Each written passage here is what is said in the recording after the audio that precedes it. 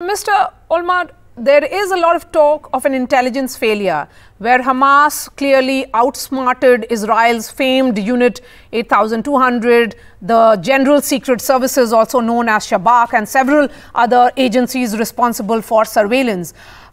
Did Prime Minister Netanyahu drop the ball on security? Well, definitely there was a failure. And I think that we need, for ourselves, first of all, to understand that we failed. The intelligence failed. The Secret Service failed. The head of the intelligence, the head of the Secret Service, and the Chief of Staff of the Army, all of them already announced that they assume responsibility for this failure. There can be no question about it. They surprised us. We were caught in a complete surprise. And this is something that will have to be investigated. The reason for it, I think, is not the lack of ability of the Israeli services. It was the exaggerated confidence and maybe some arrogance that we know everything and who are they that they can surprise us. So they proved that they can surprise us. Now the question, which I think you are heading at, is what is the degree of responsibility of the Prime Minister? First of all, I believe that 80% of the Israeli people today would love to see Netanyahu go home as soon as possible.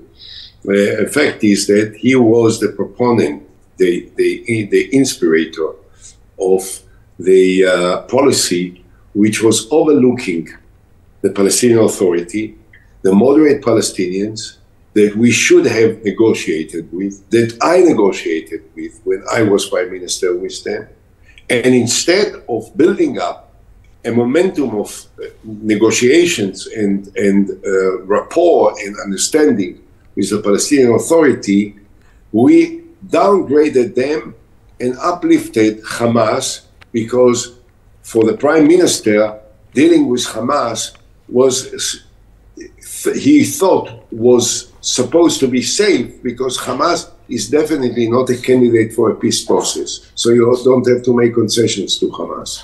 And Netanyahu is responsible directly and personally for the famous deal with Hamas, which released more than 1,000 murderers of Hamas in exchange for one Israeli soldier. Now, all the leaders of Hamas today, Yahya Sinwar and all the others, were all released by Netanyahu as part of this deal.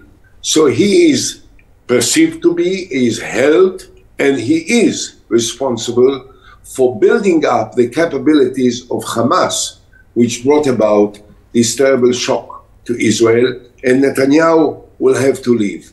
It may take a few weeks, maybe a little bit more, but I guarantee you that when the next time you will interview me, it will be after the Netanyahu has been kicked out of his position. But there is a unity government in place. What is giving you that confidence that Prime Minister Netanyahu will be out? You see, that's the secret of the strengths of the Israeli society. The national unity government is not really a national unity. Two members joined of a relatively small party, but very distinguished Israelis who are former chief of staff of the Israeli army. They joined the war cabinet for one purpose and for a short period of time, to help the Israeli army pull itself together and move forward to beat Hamas.